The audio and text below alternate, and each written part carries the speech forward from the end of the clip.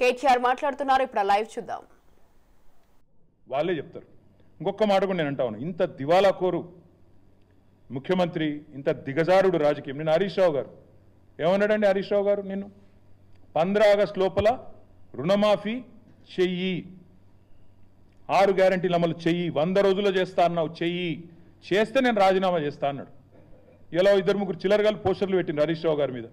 అయిపోయింది రుణమాఫీ, నువ్వు అర్జెంటుగా రాజీనామా చెయ్యి. ఎక్కడైంది రుణమాఫీ? చెప్పి చూస్తా, ఏ ఊర్లోకి వచ్చి చెప్పిస్తారో చెప్పండి. కాంగ్రెస్ వాళ్ళు ఎవరు వస్తారో రండి. ఇంకా మళ్ళీ ఎంత చర్చకు రాజీనామా చేయి, ఇంకా ఇష్టం వచ్చిన మాటలు. అధికారంలో ఉంటే పందైనా అందంగా కనబడుతుంది, ఇవే మాటలు ఒక ముఖ్యమంత్రి ఉప ముఖ్యమంత్రి మాట్లాడాల్సిన మాటలు. ఒక విజన్ లేదు, విధానం లేదు, డొల్ల మాటలు, కల్లిబొల్లి కబుర్లు, అహంకారంతో ఇవాళ ఇష్టం వచ్చినట్టు మాట్లాడితే ఏం జరుగుతుందండి? అమర్ రాజా బ్యాటరీస్ జయగల్లా గారు చెప్తున్నారు. నేను ముందే చెప్పాను, అసెంబ్లీలోనే చెప్పాను, ఒక ముఖ్యమంత్రి పిచ్చోడ్లాగా మాట్లాడితే నా రాష్ట్రం దివాలా తీసింది, అప్పుల పాలైపోయింది, పైకి మంచిగున్న లోపల ఎయిడ్స్ పేషెంట్ లెక్కున్నది, క్యాన్సర్ పేషెంట్ లెక్కున్నది అని ముఖ్యమంత్రి పిచ్చోడ్లాగా మాట్లాడితే డౌట్స్ వస్తాయి స్వామి ఇన్వెస్టర్స్లో.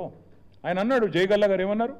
I'm not doubting the intent, I'm not doubting the intent, but I doubt there ability to fund or deliver on the incentives promised.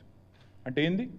మీ ఉద్దేశం నేను తప్పుపడతలేను, ఇస్తారా ఇయ్యరా అనుకుంటలేను, కానీ మీ దగ్గర పైసా ఉందా లేదా నాకు డౌట్ వస్తుంది. ఎందుకంటే మీరే తెల్లారలేస్తే దివాలా తీసింది, అప్పులపాలైపోయింది, క్యాన్సర్ పేషెంట్, ఎయిడ్స్ పేషెంట్ అని రాష్ట్రాన్ని తెల్లారలేస్తే ముఖ్యమంత్రి ఉప ముఖ్యమంత్రి శాపనార్థాలు పెడితే ఇట్లే ఉంటుంది మరి. అందుకే నేను వారిని అనేది, ఈ మాటలు బంద్ చేయండి. ఈ పెడదాం అనుకున్న వీడియోలు కానీ మళ్ళీ మీకు కూడా బోర్ కొడుతుందని పెట్టలేదు. కానీ నిజంగా నాకు ఆయన మానసిక సంతులనం మీద డౌట్ ఉంది. ఎట్లా తయారైందంటే సచివాలయం కింద నిజాం నిధులు ఉన్నాయంటాడు. కేసీఆర్ గారు ప్రగతి భవన్ నుంచి సొరంగం తవ్వుకపోయింది అంటాడు. ఆడపోయినాక లంకె బిందెలు ఏది ఉన్నాయేమో వచ్చినా లేవు అంటాడు. తర్వాత ఇప్పుడు సడన్గా దిల్సుఖ్ నగర్లో విమానాలు దొరుకుతున్నాయి అంటాడు. బాక్రానంగల్ ప్రాజెక్ట్ తెలంగాణలో ఉందంటాడు. దావోస్కి పోతేనేమో IT is a nuclear chain reaction అంటాడు. మాకు నిజంగా డౌట్ వస్తున్నది. ఇంకా విచిత్రం, పోనీ ఇదేమో తెలియక మాట్లాడింది అనుకోవచ్చు. ఇంకోవైపు అహంకారం. గ్రూప్ అభ్యర్థులు పరీక్షలు వాయిదా వేయండి, పోస్టులు పెంచండి అంటే వాళ్ళని సన్నాసులు అంటాడు. కోచింగ్ సెంటర్లు 100 కోట్ల రూపాయలు వాటి కోసం దండలాడుతున్నట్టాడు. గౌడన్నలను చెట్టెక్కిస్తాడు, కాటమయ రక్షా కవచం మీద పెట్టి చెట్లు ఎక్కించి మీ కళ్ళ నీళ్ళని కలుపుతారని అడుగుతాడు. ఎవడన్నా ముఖ్యమంత్రి చేస్తారండి అట్లా? వాళ్ళ కులవృత్తిని వాళ్ళందరిని అవమానించే విధంగా వాళ్ళని చెట్లు ఎక్కించేదో సర్కస్ లెక్క ఈయన కింద కూర్చొని మైకులల్లా మాట్లాడొచ్చును అట్లా. ప్రైవేట్ స్కూల్లో టీచర్లు అందరూ ఇంటర్ డిగ్రీ ఫెయిల్ అయిన వాళ్ళు అంటాడు ముఖ్యమంత్రి. వాళ్ళు వీళ్ళు కాదు, ఎవరో తెలిసి తెలియక ఒక ఎమ్మెల్యేనో ఎంపీ మాట్లాడింది అనుకుంటే వేరు. ఆడికెళ్ళి వచ్చి అక్కలు ముంచుతారు, జూబ్లీ బస్ స్టాండ్ కాడ అడుక్కునే పరిస్థితి వస్తుంది అంటాడు. మళ్ళీ నిన్న బంజారాయిల్స్కి వచ్చిండు, మేము బంజారాయిల్స్ బస్ స్టాండ్ కాడ అడుక్కుంటాం. మొన్న జూబ్లీ బస్ స్టాండ్కి వెళ్ళి బంజారాయిల్స్కి వచ్చిండు. అందుకే అంటున్నా నేను, పాలననేమో చెత్తగుందని ప్రజలు చెప్తున్నారు.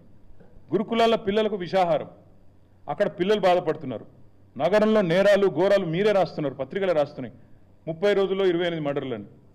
అవన్నీ అటుపోయినాయి. 19 సార్లు ఎక్కే విమానం దిగే విమానం అన్నట్టు ఇవాళ కూడా ఢిల్లీలో ఉన్నాడు 19వ సారి. నాకు తెలిసి ఇదొక రికార్డు. కేసీఆర్ గారు 10 నెలలు కూడా 19 సార్లు పోయినట్లేరు. ఈయన పాపం 8 నెలలనే 19 సార్లు, ఇంకెన్నిసార్లు పోవాలనో. లక్షల లగ్గాలు అవుతున్నాయి. ఇప్పుడు 18 నాడు ఇప్పుడు నాకు 2-3 కార్డులు ఇచ్చారు.